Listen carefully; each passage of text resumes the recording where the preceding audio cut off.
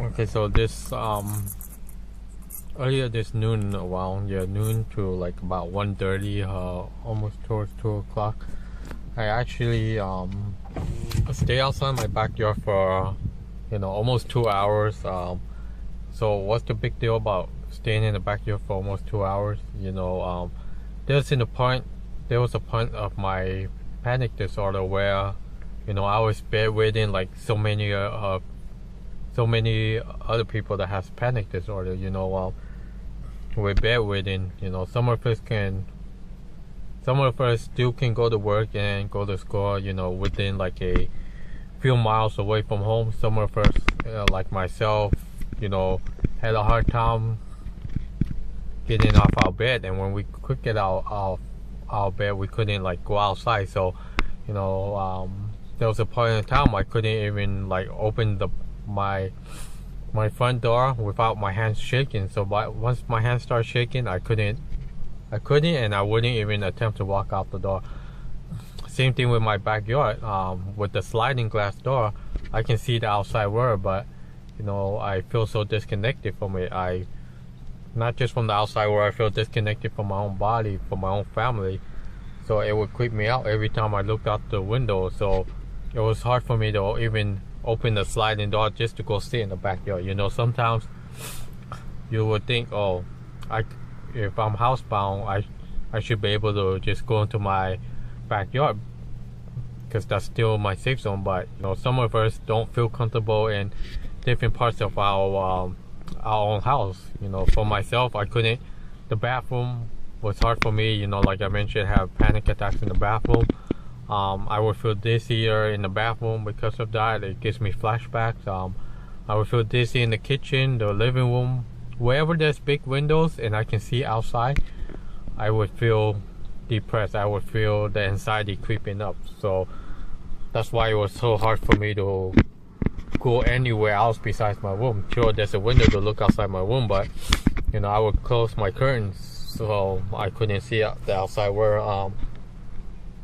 As far as staying outside my backyard for today for like an hour and a half, with the sun in my face, I do have a headache right now. When you have headaches, migraines especially, any kind of headaches, you're sensitive to light and sound. Right now I can feel the headache, the migraine like starting to like raise. That's why you can see me like can't really open my eyes, even though the sun is not right in my face. I'm sitting in my car and the sun is like behind me. It's not even shining in my face, but I can feel the headache slowly increasing. But I'm still going to go for a walk. I'm going to put my sunglasses on in a little bit. But I also want to give like an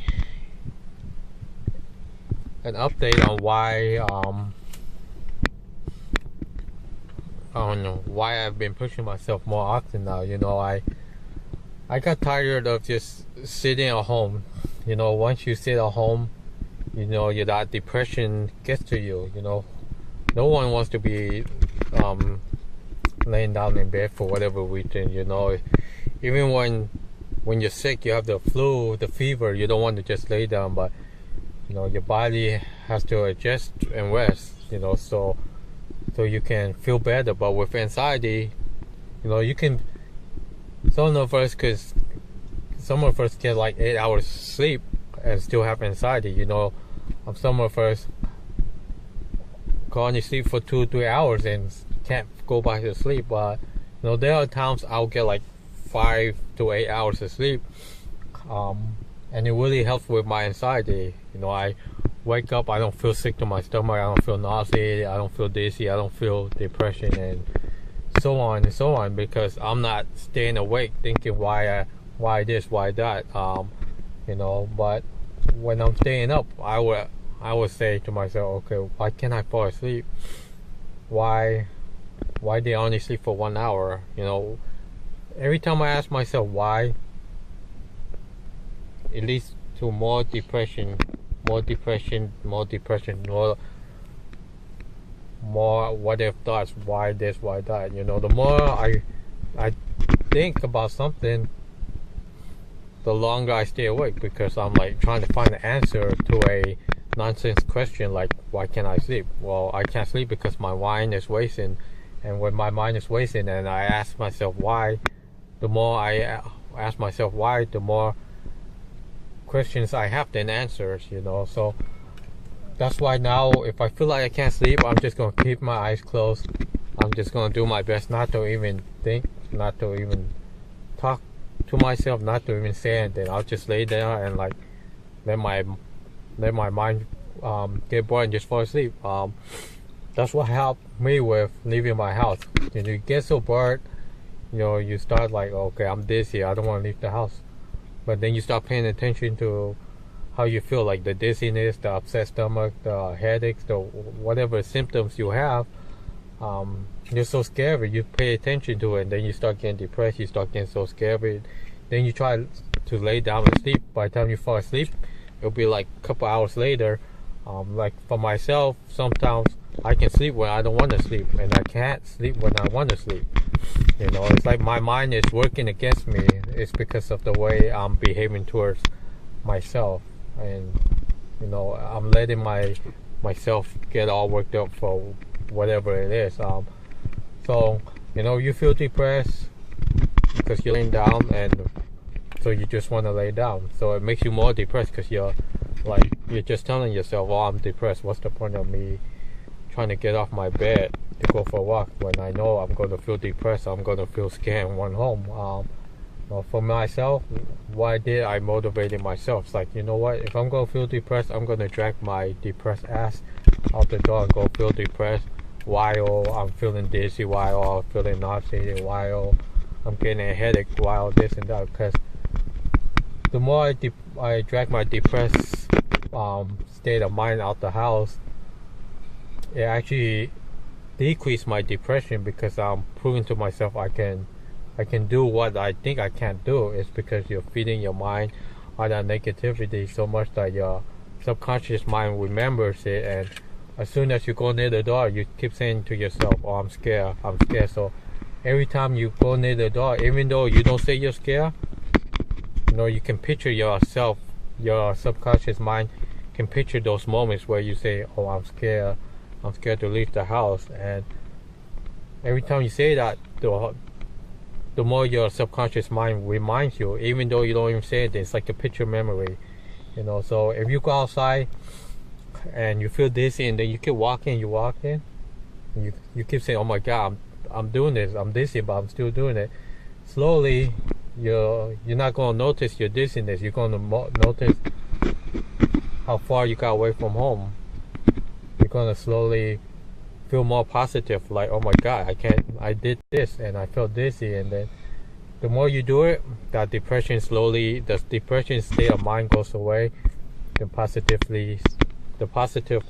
thinking slowly comes out. Like before, when people always say, "Oh, just think positive," I would say, BS. You don't know how a depressed state of mind works, because you don't have depression. Then I start thinking about it. What if they're right? I don't want to think positive, because I'm feeding myself so much negativity. If I couldn't leave the house to go to the backyard, instantly depression, right? Go lay down, depression more. If I leave to sit in my backyard for even 5 minutes, I would feel that's a positive, because I couldn't do that the previous day. So every day I do something positive. The positive thoughts will overcome the negative thoughts. So that's what I've been doing to help me. And I don't get as dizzy as I used to. I still get it from time to time. It doesn't get to me like it used to, because my mind is focused on where I am. Like outside, I'm outside sitting in my car. My mind is focused on sitting in my car doing what I'm doing.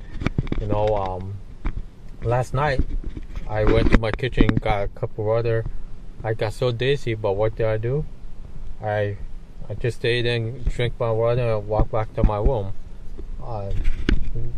and did nothing. I didn't react to it. The dizziness went away within a couple of seconds. It was more like a vertical, that spinning sensation, but not full spin, if that makes sense. But yeah, so whatever I do now, it's a positive. As soon as I get off my bed, like before, I would only get off my bed to use the bathroom, brush my teeth, and take a shower.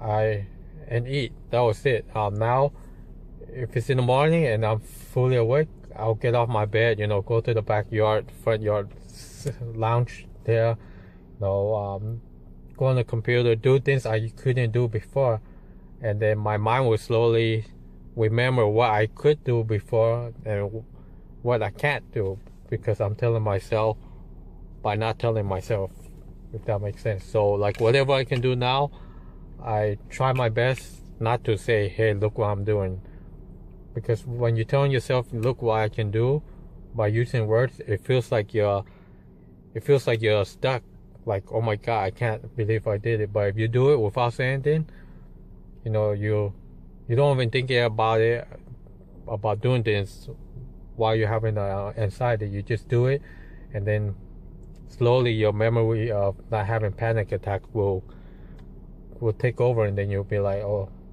I just went for a walk, what's the big deal? Like normal people will go for a walk and they were like, what's so hard about going for a walk? And then once you learn how to retrain your brain, that anxiety will go from really high to that normal level of anxiety. Everyone has anxiety. You have your normal level of anxiety, which is a good thing because anxiety is not there to hurt you. Then you have the high level of anxiety, which is there, and it makes it harder on you. So, you have to find a way to lower your anxiety. I used to keep a little book, write down the time, when I feel panicky, how I feel, like the symptoms, when it started, when it decreased, what was I eating prior to leading that up, the day, was it raining, was it sunny, all those little details. By me doing that, it didn't help, because if I find out I was having more anxiety when it was, let's say, at 3 p.m. on a hot day, every time it reached 3 p.m. and it's hot, what will happen to me? Subconsciously, I will start feeling panicky and anxiety, because I'm programming my mind like, oh my god, 3 o'clock, I should be feeling this way, I should be feeling that way. So I no longer keep a journey of like how I feel. If I feel a certain way at that time, I feel a certain way at that time. I'm not gonna look at the time, because I don't want to remind myself how I'm feeling. The more I remind myself how I'm feeling,